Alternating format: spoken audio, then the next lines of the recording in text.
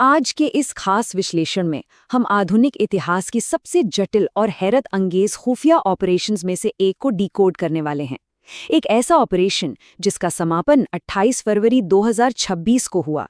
ये कोई आम घटना नहीं थी, ये दशकों की प्लानिंग, बिल्कुल नई तकनीक और एक ऐसी बेमिसाल रणनीति का नतीजा था जिसने सुरक्षा के हर स्थापित नियम को हमेशा के लिए बदल कर रख दिया। तो चलिए आज इस पूरी कहानी की तह तक जाते हैं और समझते हैं कि दुनिया के सबसे सुरक्षित माने जाने वाले इस अभेद्य किले को आखिर कैसे भेदा गया। जरा कल्पना कीजिए, एक ऐसे टारगेट की जो पिछले 36 सालों से दुनिया के सबसे सुरक्षित लोगों की लिस्ट में शुमार था। हम बात कर रहे हैं ईरान के सर्वोच्च नेता की। सुरक्षा की इतनी परतें कि वो जमीन के इतने नीचे एक बंकर में रहते थे जहां तक पहुंचने के लिए सिर्फ लिफ्ट के अंदर ही 5 मिनट का समय लगता था। जाहिर है ये कोई साधारण इमारत नहीं थी। ये हजारों एलीट गार्ड्स और दुनिया की सबसे आधुनिक सुरक्षा प्रणालियों से घिरा एक ऐसा किला था जिस पर कोई भी सीधा हमला करना भौतिक रूप से लगभग असंभव ही माना जाता था।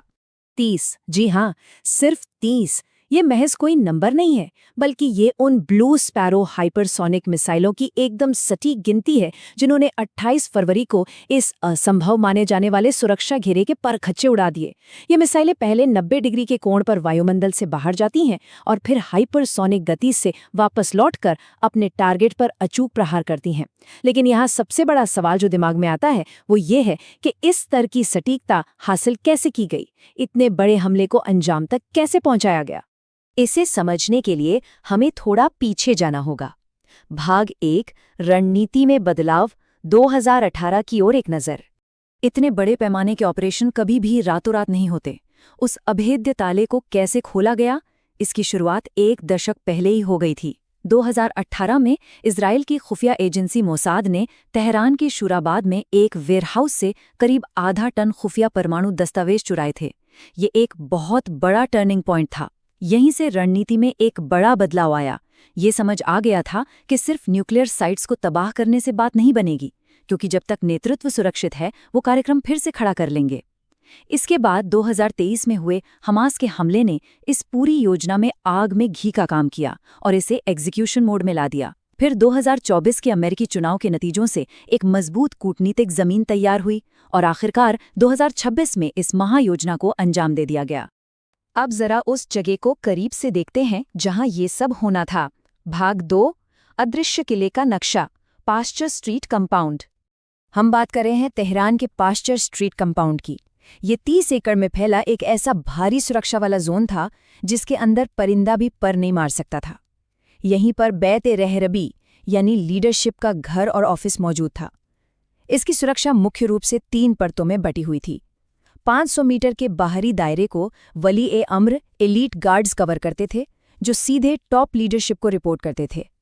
उसके बाद 350 मीटर के दूसरे दायरे में सेकेंडरी फोर्स तैनात थी, और अगर कोई यहां तक पहुंच भी जाए तो अंदर की हर एक इमारत की सुरक्षा के लिए अंसार अल मेहदी जैसी रैपिड रिएक्शन यूनिट्स मुस्तैद थीं। इन 3 दीवारों को भेदने के लिए जासूसी के बिल्कुल नए और अभूतपूर्व तरीकों की जरूरत थी। लेकिन रुकिए, सतह के ऊपर की सुरक्षा तो महज इस तस्वीर का एक छोटा सा हिस्सा थी। सबसे चौंकाने वाली चीज तो जमीन के नीचे थी।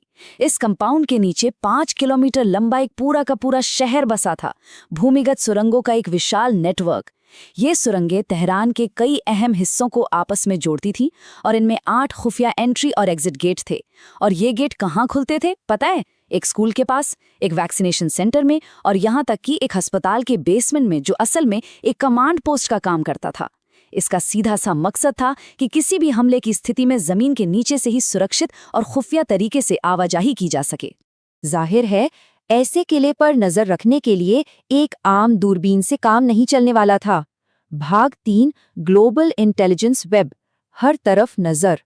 इस जमींदोज किले को हर तरफ से घेरने के लिए एक ग्लोबल इंटेलिजेंस वेब तैयार किया गया। जासूसी के इस महाजाल को 3 हिस्सों में बांटा गया। साइबर मोर्चे पर इजराइल की यूनिट 8200 ने एक रिमोट कोड एग्जीक्यूशन बग का फायदा उठाया और पूरे कंपाउंड के साथ साथ तेहरान की सड़कों पर लगे टैंडी और हिकविजन कैमरों को ही हैक कर लिया। सोचिए, जो कैमरे सुरक्षा के लिए लगाए गए थे वही सबसे बड़े जासूस बन गए। स्पेस में KH-11 और ओरियन सैटेलाइट्स आसमान से लोगों की परछाई की लंबाई तक नाप रहे थे और वॉकी-टॉकी सिग्नल्स इंटरसेप्ट कर रहे थे। और इन सबसे जो भारी भरकम डेटा आ रहा था, उसका विश्लेषण पैलेंटियर मैविन नाम का AI सिस्टम ऑस्ट्रेलिया के एक गुप्त बेस में बैठकर कर रहा था। ये पूरा वाकया किसी बेहद तनावपूर्ण शतरंज के खेल जैसा लग रहा था। एक तरफ आसमान से आधुनिक ओरियन सैटेलाइट्स हर एक सिग्नल को पकड़ने की कोशिश में थे, लेकिन दूसरी तरफ ईरान भी पूरी तरह से अलर्ट था। इस जासूसी से बचने के लिए उन्होंने अपने सुरक्षा घेरे में हर तरह के इलेक्ट्रॉनिक उपकरणों पर पूरी तरह प्रतिबंध लगा दिया। कंपाउंड के अंदर बातचीत के लिए लाइट पल्स वाले फाइबर ऑप्टिक केबल्स का इस्तेमाल होने लगा, जिन्हें सैटेलाइट ट्रैक नहीं कर सकते। और तो और बंकर में आने वाले बड़े अधिकारियों तक की आंखों पर पट्टी बांध दी जाती थी ताकि उन्हें भी सही रास्तों का पता न चले। भाग 4 AI और पैटर्न, डेटा का गहन विश्लेषण। अब एक बहुत ही प्रैक्टिकल सवाल सामने आता है। 24 घंटे की कैमरा रिकॉर्डिंग, लाखों फोन कॉल्स और सैटेलाइट इमेजरी, इतने लाखों गीगाबाइट कच्चे डेटा को आखिर कोई इंसान कैसे समझ सकता है? बिल्कुल, ये इंसानी दिमाग के बस की बात थी ही नहीं। यहीं पर पैलेंटियर मैविन AI सिस्टम ने गेम पलट दिया। इस AI ने इंसान की पैटर्न ऑफ लाइफ यानी रोजमर्रा की आदतों को बारीकी से समझा। गार्ड्स की शिफ्ट कब बदल रही है, खतरे के समय कौन सा बंकर इस्तेमाल हो रहा है, यहाँ तक कि टारगेट के चलने के तरीके यानी बॉडी पॉस्चर का भी इतनी गहराई से विश्लेषण किया गया कि AI असली इंसान और उसके बॉडी डबल के बीच का फर्क आसानी से बता सके। और सबसे चौंकाने वाली बात, इस सिस्टम ने महज 90 मिनट में 98.7% सटीकता के साथ इस पूरे पैटर्न को डिकोड कर दिया था।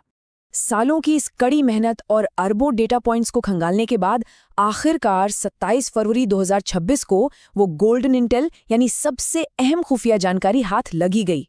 जानकारी ये मिली कि 28 फरवरी को 40 शीर्ष अधिकारियों के साथ होने वाली एक बहुत बड़ी बैठक अब जमीन के गहरे बंकर के बजाय ऊपर के कंपाउंड में शिफ्ट हो गई है। और उससे भी बड़ी बात, ये बैठक रात के अंधेरे में नहीं बल्कि सुबह के वक्त तय की गई। बस इसी एक छोटे से बदलाव ने इस पूरे असंभव ऑपरेशन को संभव बना दिया। अब समय था इस पूरी योजना को अंजाम देने का। भाग 5, एक अदृश्य हमला। आइए देखते हैं इसका मिनट दर मिनट ब्रेकडाउन। जब दशकों की प्लानिंग जमीन पर उतरती है तो गलती की कोई गुंजाइश नहीं होती। सुबह के ठीक 7:50 पर कंपाउंड के आसपास के नेटवर्क और सेल टावर्स को पूरी तरह से जैम कर दिया गया।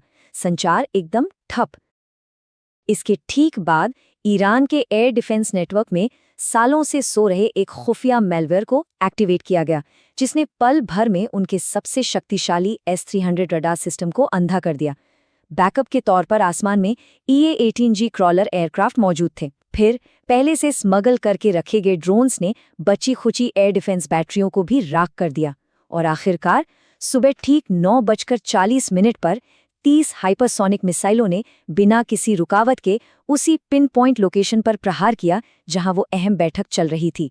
एकदम सटीक निशाना। लेकिन कहानी यहीं खत्म नहीं होती। इस हमले के बाद जो सच्चाई सामने आई वो और भी ज्यादा रोंगटे खड़े कर देने वाली थी। ईरान में नमाज का समय बताने वाले बाद-ए-सबा नाम के एक बिल्कुल साधारण से धार्मिक ऐप को इस मनोवैज्ञानिक युद्ध के लिए हैक कर लिया गया था। सोचिए, एक प्रेयर ऐप। इसके जरिए नागरिकों के फोन पर सरेंडर करने के फर्जी नोटिफिकेशन भेजे गए और उनकी लोकेशन का पूरा डेटा एक्सेस किया गया। इसके अलावा बैठक में मौजूद एक शीर्ष कमांडर इस्माइल खानी इस हमले में चमत्कारिक रूप से बच गए, जिसके बाद उन पर ही मुखबिर होने का शक गहरा गया। इस पूरे ऑपरेशन की कहानी हमें एक बहुत ही गहरी सोच में डाल देती है। आज हम जिस डिजिटल युग में सांस ले रहे हैं, वहाँ तकनीक किसी भी देश की सबसे मजबूत सुरक्षा दीवार को पल भर में गिरा सकती है।